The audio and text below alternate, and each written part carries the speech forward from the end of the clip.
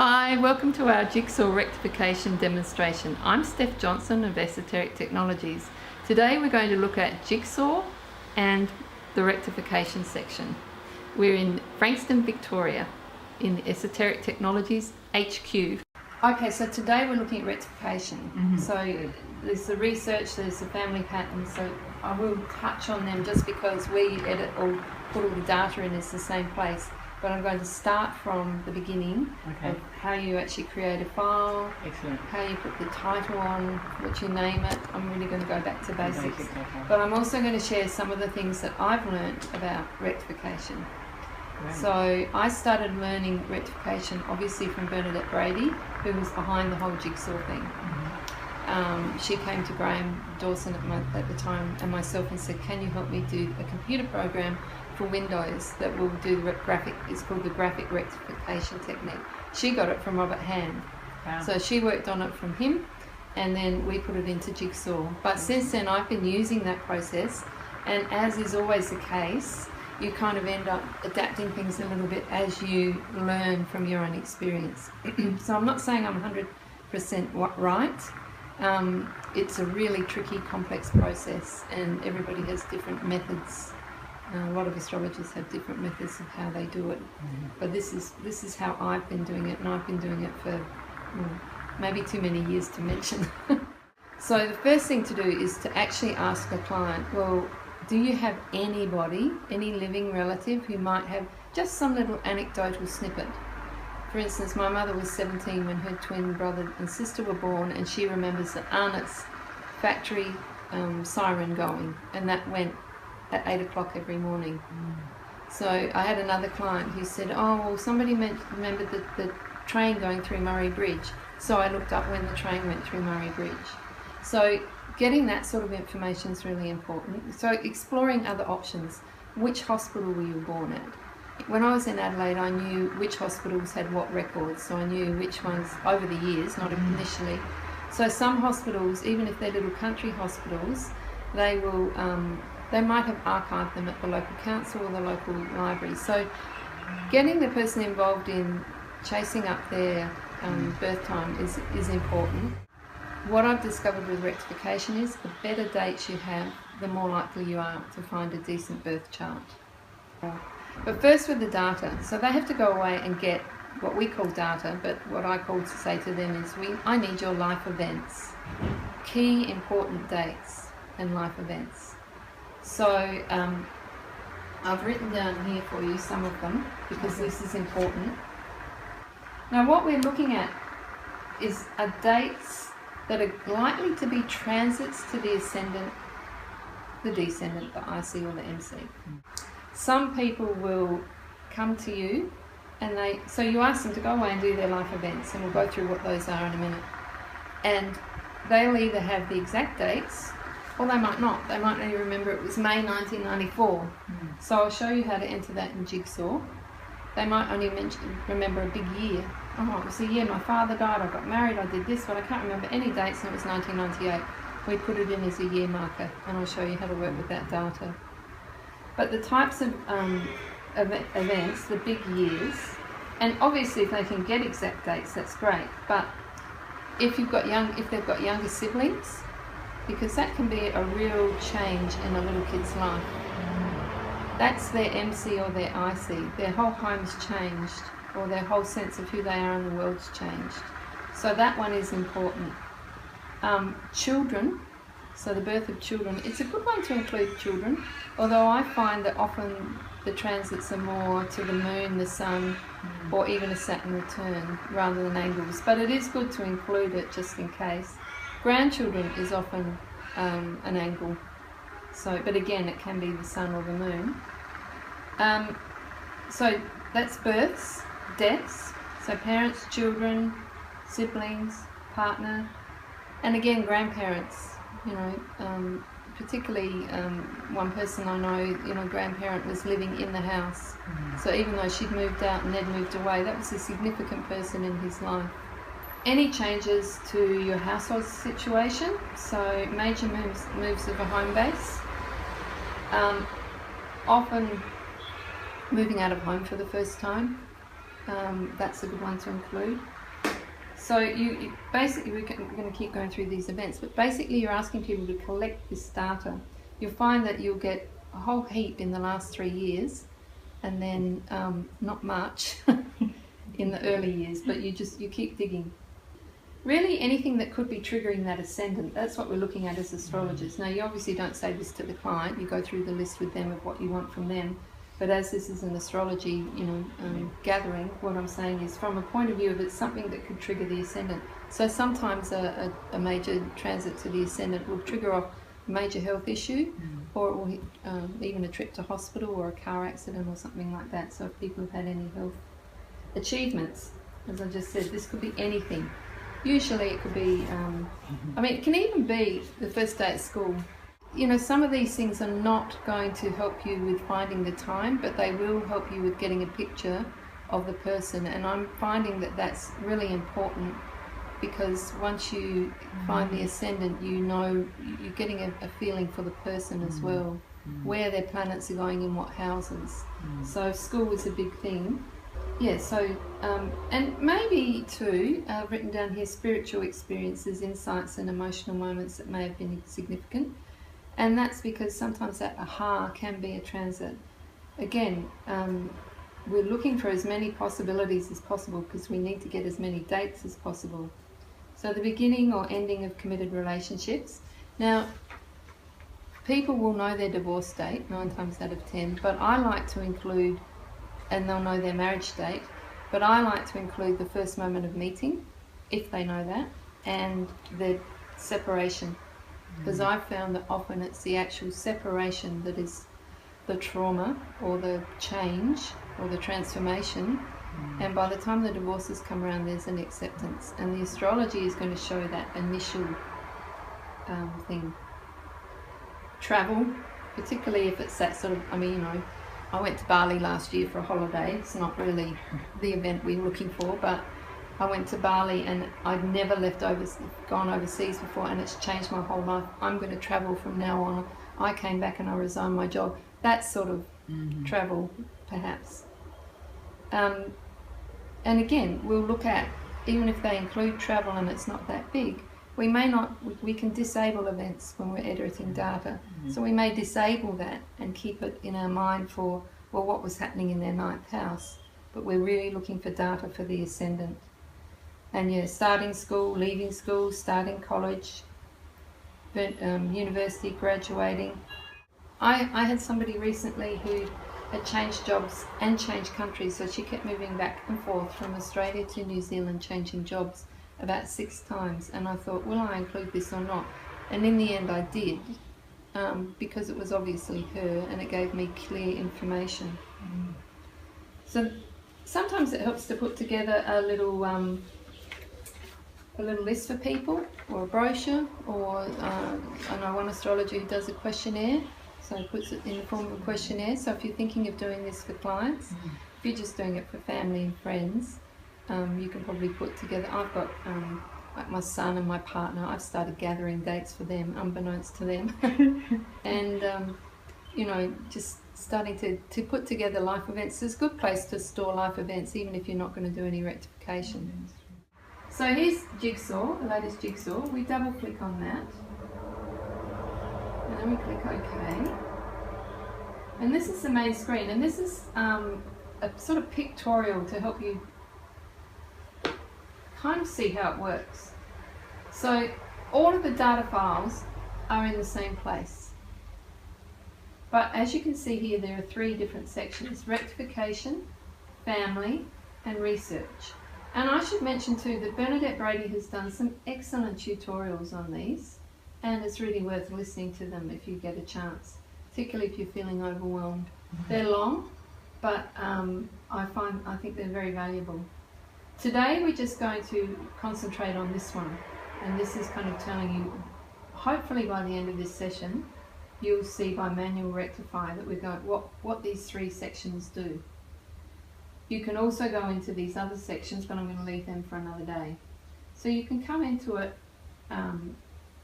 via here, but this is really, I like to leave this screen just as it is and do my data entry for rectification up here. So I would come to File, New. Then this is actually the title or the name of the project. So it's not the data file if you're coming back to look for it later. Okay. So we might call this Sue Smith Rect. Now the idea of this too is, because we keep doing this on Jigsaw,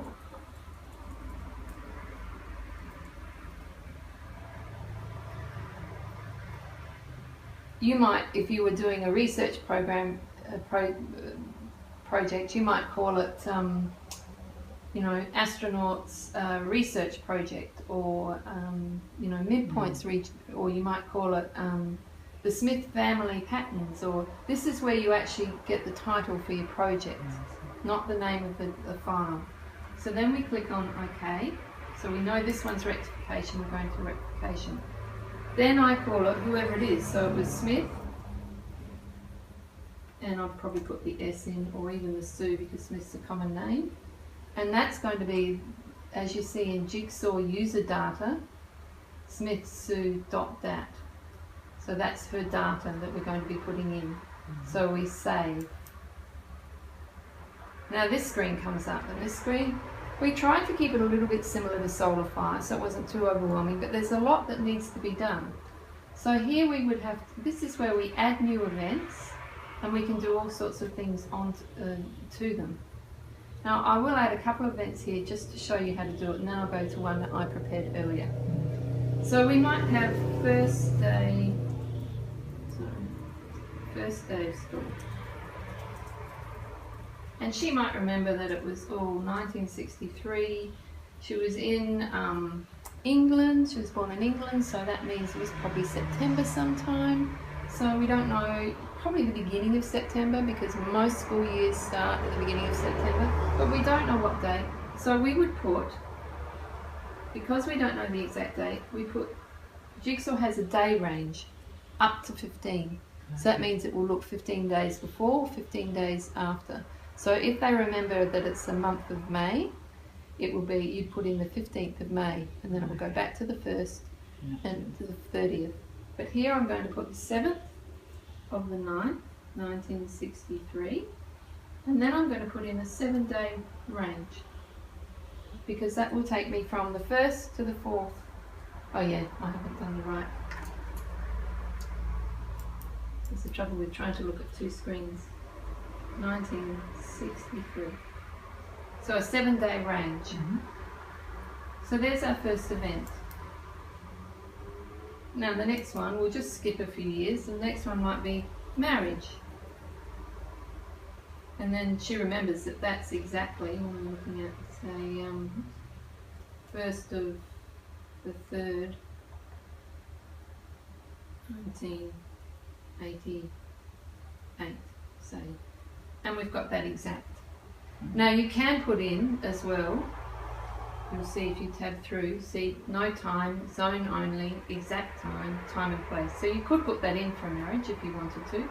If they remembered I was married at 3 o'clock and I was married, on the Mornington Peninsula at the such and such golf club. You could put that in. But basically the more accurate data you have, the better. Okay, so we add new, we keep adding new. So we'll do death of mother. Well, what I do normally is put death of parent, and then I put mother or grandmother or whoever. And we might put that at the 1st of June 2009. And again, I just hit the tab key because you'll find there's certain dates that clients have etched in their memory forever. And then there's other, it depends on the client too. Now this is really important because this is something I learned over the years. If you've got a Virgo, a Taurus or a Capricorn, those 3 energies, they will remember exact dates.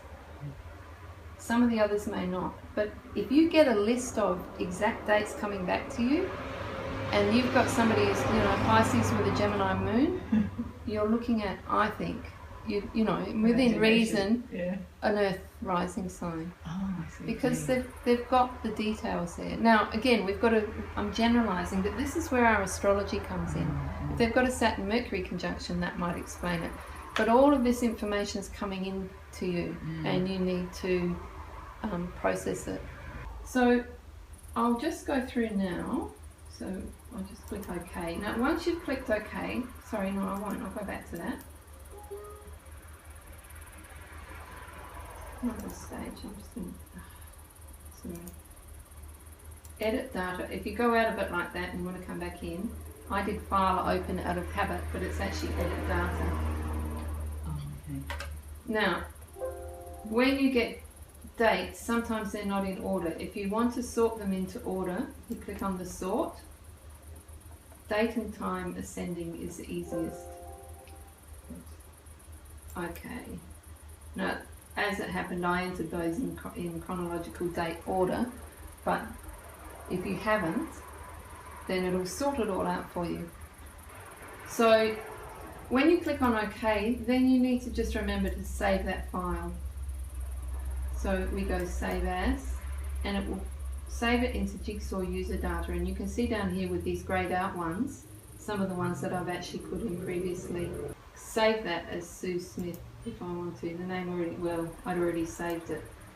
But once you've saved it once as, which we did when we came in, then you just go to save. And make sure you save all that data that you've entered, because that's important. Now, once you've got all your data in, you'll have something that looks like this. Now, I'll just mention this is, I've opened another project now, and we're going to look at one that's already been done. Do you wish to open the notepad for this project? When I first started with Jigsaw, I thought, oh, I've got too much on, I'm not opening notepads as well. It's really important if you're going to work with this long term, because what you can do is actually put in notes as you're going along as to why you've chosen a certain time. And when you come back to it later, because it's such a complex process, you will then remember, oh yes, now I remember why I did that. So the notepad is actually quite important. It's very important for research, but I have found that it's also very important for rectification. So yes, you do. And at this stage I haven't put any notes in, but you can do. So we're going to some data that's already been. So edit data, file edit data, and here you'll see. Now what I want to show you with this is how we're actually qualifying the data. So we've entered all our data in, all the different dates, all the different life events that this person has thought important. You'll find there's a lot of, sometimes there's a lot of toing and froing between your client and yourself as to, you know, can you sharpen up this date, or can you give me more events, or etc. But the more you can, you need at least 15 good ones. Yeah. You can do it on less, and you can do it on less. Say if somebody says I was born around lunchtime, then you may be able to get away with less. But and if you know what you're doing, you may be able to get away with less. But for Jigsaw to find a time from a whole day range, you need at least 15. So we've got this one here. Now, when it's entered in as the, he couldn't remember, but it was, Jigsaw won't go outside of 15 days, so 30 days, 30-day range. So if somebody says August, September, what I do is I write it in, major move of home. He remembers it was August, September. It's gone in as a year marker. So we're just going to look through this data now and see what I've done with it. So you can see that's naught days, because he remembers the exact day his brother was born. His brother was born 10 years after him, so that could have been quite significant. And you'll see that there's some, this person's done a lot of noughts and a few sevens, which is pretty good data. We go right down a couple of year markers, which you'll see here, which have an X next to them. And you think, what does that X mean? Well, when we get into, we'll have a little break soon, but when we get into how you actually rectify the data, you've got your data, you're ready to go. You'll then, some of it they'll have. Often what happens is people will have things happen really quickly after each other. This person got married and then his grandmother died a week or so later. You'll find, and Jigsaw can't read two dates that are very close together within a year. So you need to turn one of them off. So that's what these X's are, where you make a decision. Well, third child born is not as important as, say, something else. I've just turned that off, because unless it's a big thing, by the third child, you kind of got your parenting cap on, so to speak. I've turned off the Australian citizen because it's very close to buying a property. But when you come to look at the data and do your rectification, you'll certainly have it in mind that these are two things that affect this person personally and may affect their MCIC, because Australian citizen exam passed and then he went on to become an Australian citizen is a change of status in some ways. So that's all the data entered, and then we'll go on in a minute to just have a look at, well, what do I do with this data now I've got it.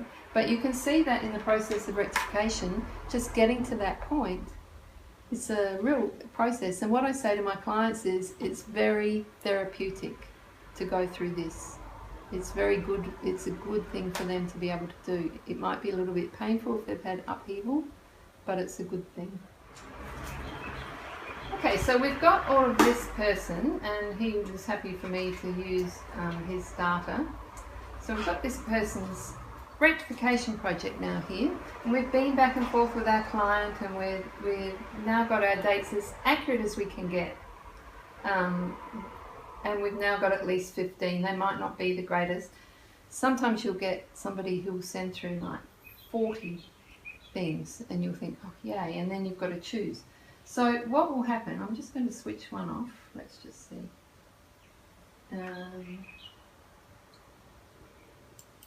Let's just switch that one back on again.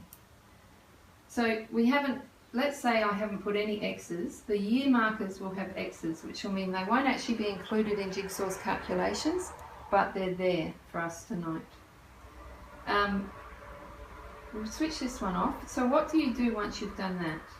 Well, one significant thing that you have to do is you first have to come up to rectification and enter your natal details.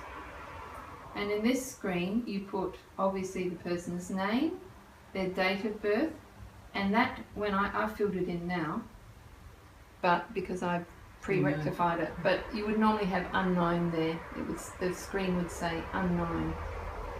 And then you put in where they were born, and down here is where you tell Jigsaw, well, what range am I aiming for? Now this person's mother said early hours of the morning, somewhere after 1 o'clock and somewhere before 3 o'clock. You might not necessarily have something as accurate in time as this, but I'm just using this one because this person gave their permission. So I've put here 1 till 3 a.m. So this is going to be what I would, well, you would hope, a fairly easy rectification. You still had to do that whole process, but we'll now look at what Jigsaw comes up with. But you might have here from 0 till basically midnight. You could have lots of times and dates that come up as options. But at the moment, for this class's purposes, we're doing this one, which has got a briefer period. So then we click on OK, and that is important because that helps your data, that enters, in a technical way, it's entering a .nat file, which is a natal chart. That's what the .dat file, the data that we've just entered, that helps Jigsaw read from one. So it's working with both of those files. So now we've given Jigsaw something to rectify against, and you can do an auto rectify, and at the very end I'll show you what that does, but manual rectify is us. This is what I recommend. Manual rectify. So then it comes up with a rectification viability report. It's basically giving you all of the information here, and it will give you warnings. Now it will give you warnings like too fewer dates. Normally the warnings are exactly like this one I'm just showing here. Date interval too small. And what it's basically saying is that the two events are too close together for Jigsaw to find a peak, to number crunch, if you like, the data.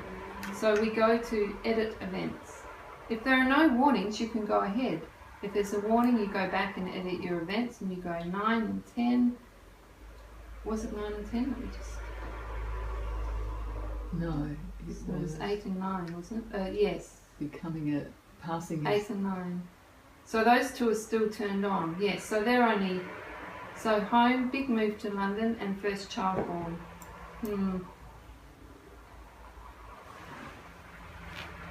I would probably normally... See, this is where Jigsaw works. Jigsaw will do all of the technical stuff for you. Jigsaw will come up with some brilliant things. It's a brilliant program, but rectification, in my opinion, really needs astrological knowledge. And this is even from this point of which data do I keep, you start to make a value judgment. Now, my value judgment there would be based on which one of those events is more likely to be affecting an angle, because that's what we're wanting. They're the peaks that we're wanting Jigsaw to find. So I would say the first sunborn is really, really, especially a son and a Welsh man, you know, of that era. So a sunborn is certainly significant, but that could be anything from a Saturn return to a Pluto sun to a... I've seen a lot of women who have children on Jupiter, Pluto, moon. So I would probably go to leave this one on, the move of house, because that is more likely to affect the IC. So here you can put record off. So it's still there for us to look at in one section, but in the actual process it's not being included. So then we click on OK again, and oh, there's no warnings, so that's good. We can continue. Now this is showing up the event graph.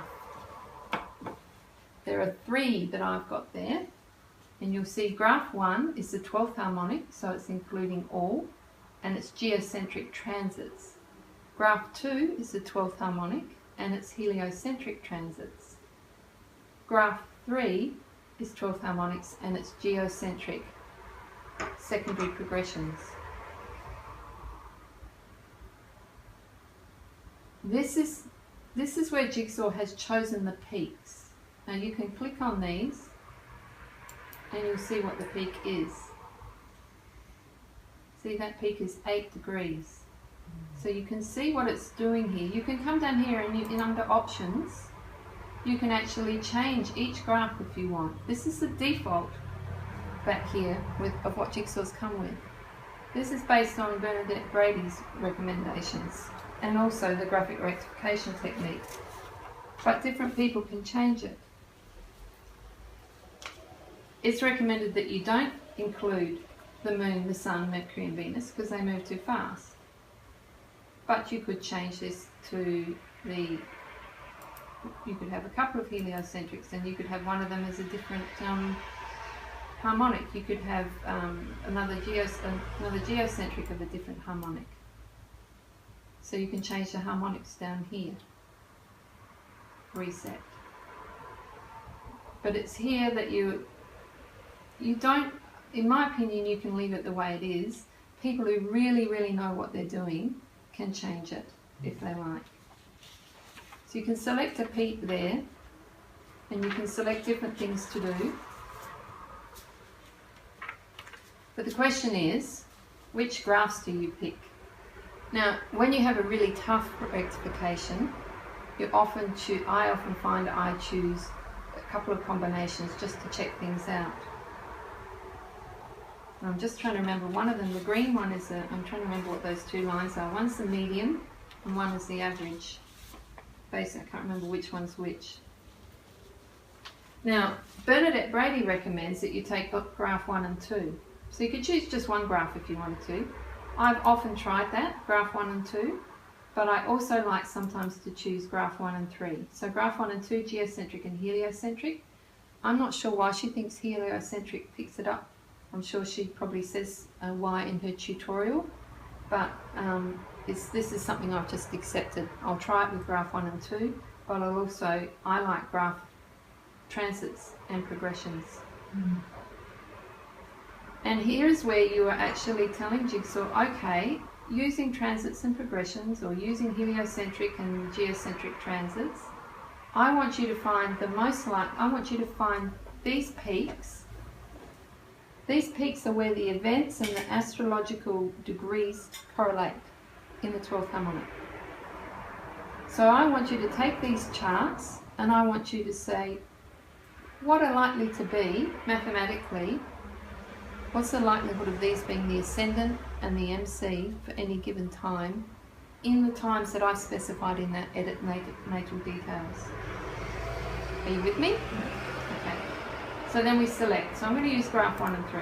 So we select. Now because I've got a short period here, I have got only one time coming up. Sometimes you will have lists right down here if it's a whole day and you've got your work cut out for you.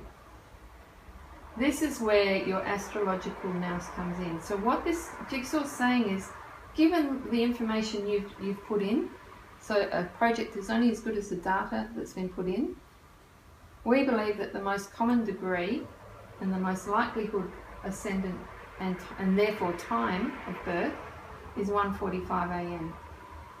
Now, how do I know whether jigsaw has come up with the right time? As I said, in this case it's just one. There are two methods down here, and you might go immediately down here. Well, you can delete the angles here. So this list is your working list of times, where you go to test them. You look at them in the chart screen. This is a dynamic chart screen which I use a lot. And then if you're not happy with one, you delete it from there, and you get a shorter and shorter list. But let's just look at this one here. Test. Now I used to use this all the time. My suggestion is you leave. Oh, hang on. Not really. This is what jigsaw is going to test. I would actually put Chiron in. Put Jupiter in. Excuse me. And Saturn. We'll leave Mars out of this one. So you can see that the dynamic points are these outers. And you could include the node too. You're going to get a lot if you include the node, but you can come back and forth when you're testing and you can change this. But so we'll leave the node out for now. Obviously the points that we want it to test to are the ascendant, the midheaven, and the moon, because they're the fastest moving points and they're the most time related. So let's go, okay. Now it's done that in seconds. I mean, in the days of older computers it used to take a lot longer. Now here's the list of likely transits that correlate to those events, and it tells you here's some keywords that will help you along the way. And here, if this is grey, it's not correlating to this event. If it's blue, it's within range. If it's green, it's spot on. So start of school is not correlating with anything here. So we click through this list. We see what's here. And we see a major move of home, Saturn on the ascendant. Now that could be right, major move of home. Sometimes you have to go back to clients. We're only at the beginning of the process. Sometimes you have to go back to clients and qualify. How did you feel when in this major move of home? I happen to know this person had a really tough time. But if it's a joyous time and I felt free, probably not Saturn on the ascendant. But if it's, yeah, I felt I was cut off from my friends for the first time. We moved from one neighbourhood where I was really happy to another. So how old is he? Very young there. So that, in the way that he has actually described it, his parents made a decision, and also we've got to see that that Chiron is very close to the ascendant. That's the other thing I'm going to say. It's really, really hard to rectify anybody's chart if they've got planets on the angles, and you won't know that.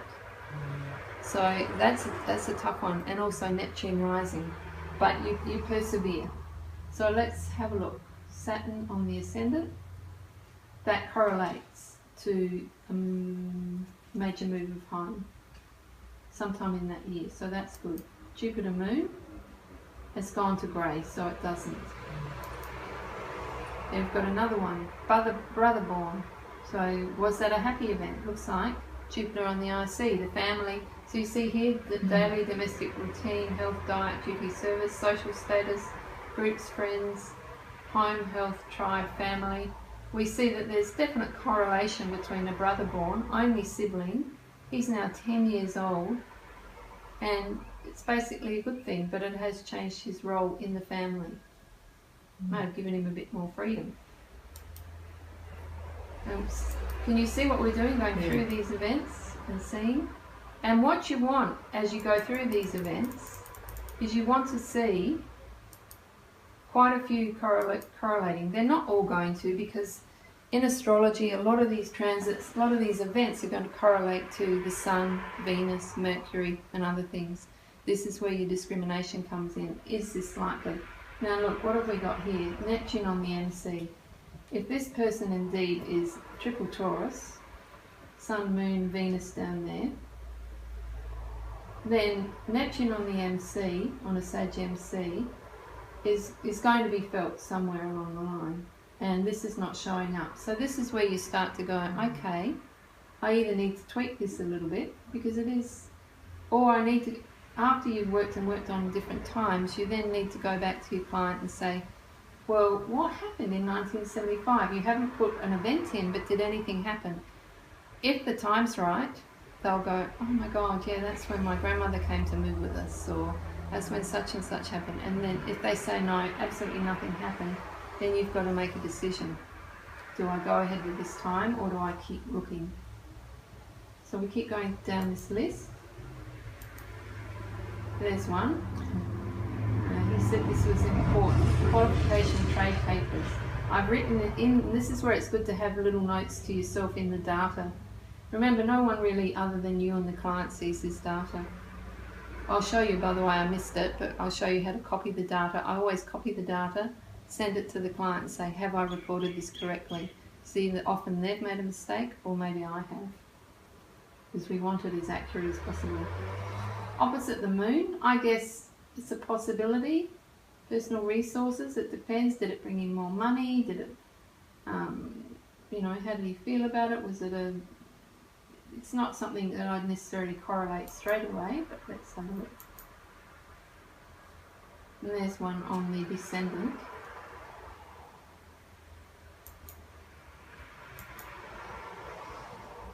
And I'll just skip down to home change, big move to London. Now there's one, 325 days after. And this is where, in the beginning, I used to take jigsaw pretty literally, you know, it's like 145. But this is where I start to tweak things a little bit. And I say, okay, jigsaw's come up with 145, but I might just see if I can't get like a big move, a home change, that Uranus on the MC and previously that Neptune on the MC, they're important. Here's one, second child born, a daughter. Okay, it's interesting.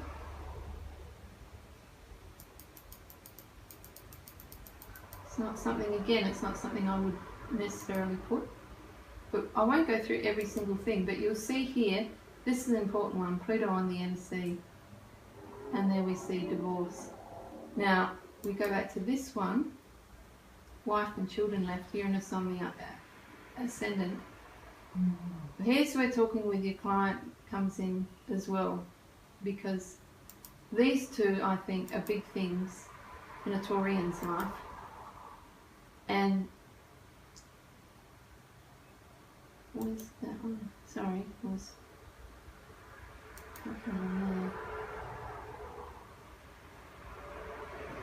as a matter of fact, what I've done with this particular chart is I've rectified it a few minutes earlier, so I ended up changing it to 139, and I'll show you why.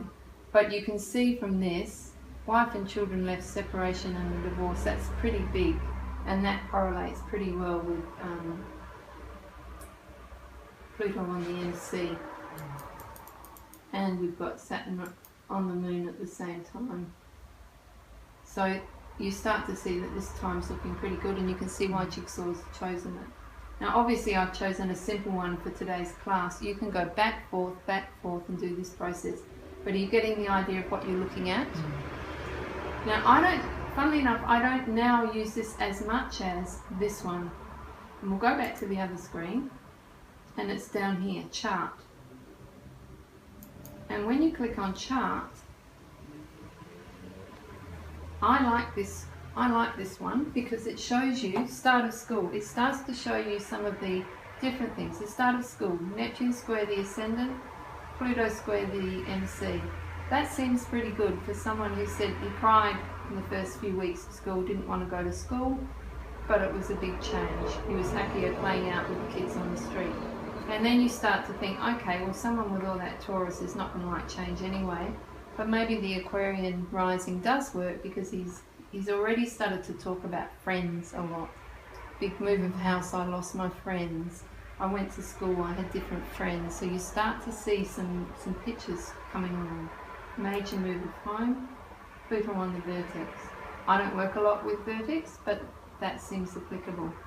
Now I'm looking at transits. Up here, you can also look at secondary progressions. So you might think, okay, Pluto on the vertex, major move of home, perhaps, but let's see what the secondary progressions are doing.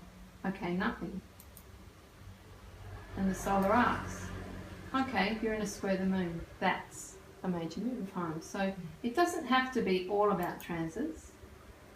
If you want to start using solar arcs or even tertiaries, you can. Brotherborn, we've got that Jupiter on the IC again. That's looking pretty good. Qualification, we start to see other things like Saturn on Jupiter. So that must be, why is the moon got in there? The moon moves so quickly. It's not normally, you can actually come down here and change that. I must have put it in for somebody. We'll just take it out because the moon moves too quickly really to be looking at that. Okay. So then we look at marriage, okay. North node on the descendant. So I really like this section of Jigsaw. Home change, Pluto opposite Venus, big move to London. Well, you know, then you might ask, well, Neptune's on the North Node, so it was meant to be, perhaps, but also you might ask if there was a woman or money involved with a Taurian. First son born, Neptune on the node still. So, where is the North Node? In the 11th house. So the South Node is on the 5th. Okay, so that could involve children. And Mars is opposite Mercury. Second child born. You might start to tweak this because the other good thing about this particular screen is you've got a visual. So you can actually see the planets. So you can see that first child born, okay, if that's not quite right, then what else is near anything? Well, Uranus is near, but unless there was something topsy-turvy with the birth, I wouldn't necessarily put Uranus on the MC.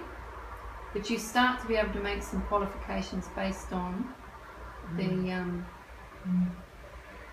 visuals, which I like. I'm a visual person. You can also see the green for what's applying and what's not applying. So I'll just go through some of these. That's a big one, you know. The wife and children left. They left out of it was one of those cases where the bloke was left with a bottle of milk and the outdoor chairs in the house. I would probably start again with this visual, and I think that's what I did do with this chart. I moved the Pluto to the MC in that year and left the divorce for the tail end of Saturn Moon. Then met a new partner.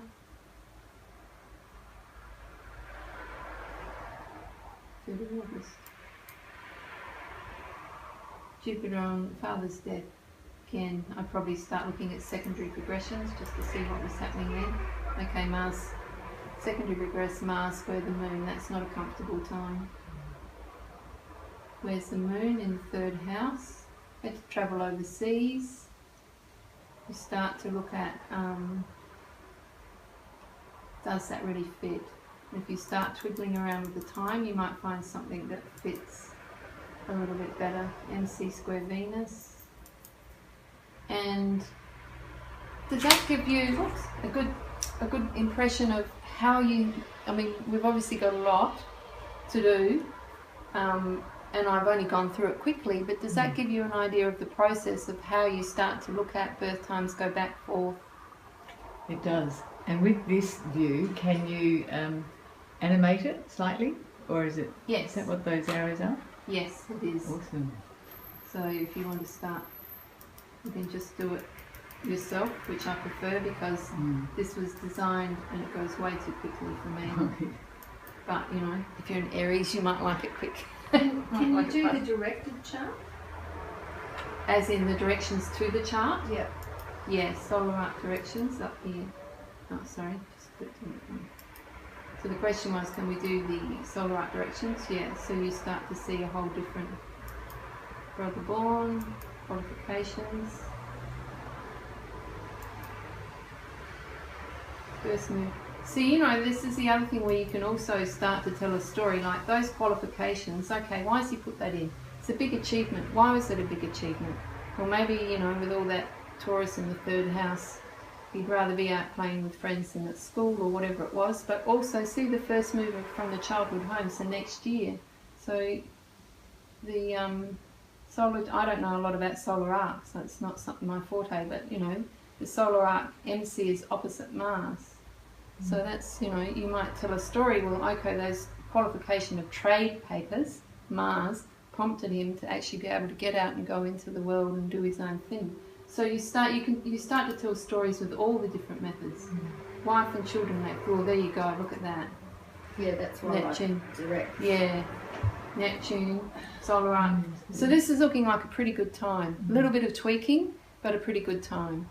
Now I've only showed you one because it can be overwhelming when you've got lots, but what I suggest when you've got a lot of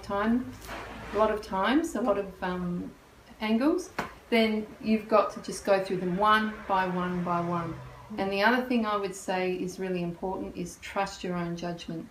When you start to doubt yourself, walk away, come back the next day, because it is overwhelming. You know, you're trying to choose a birth chart for somebody, and if you've got 24 hours, you're looking at, you know, minutes and minutes and minutes and minutes that it could be. But eventually it will settle. Now, this is something Bernadette Brady was absolutely against, but what I do as a last resort, and that is, I had somebody the other day who I just could not pick a time, and in the end I sent a time to her, and she got online and she said it was Taurus rising, and it was just Taurus, and I hummed and hawed, and I sent it to her, and she said, I'm not Taurus rising, I've been online and I've blah blah blah. So I said to her, can you please send me a picture of yourself? So when you've been seeing clients or when you've been doing astrology for a long time, I know there's a lot of people who say, no, you cannot rectify that way. No, you can't rectify that way, but sometimes I took a look at her and I thought, oh, she didn't have any Gemini or Virgo, but I thought, we're not looking at Gemini or Virgo, we're looking at Aries or Taurus, and she definitely wasn't a Taurus. I've seen so many people with Taurus rising, and this woman did not have it. So I wrote back to her and said, you're right, leave it with me. Spent another 24 hours and I ended up with an Aries, and we ended up with a chart. So if you're really in doubt, that can help. Thank you for attending today's Jigsaw Rectification. We've had a great time. I hope you've learnt a lot.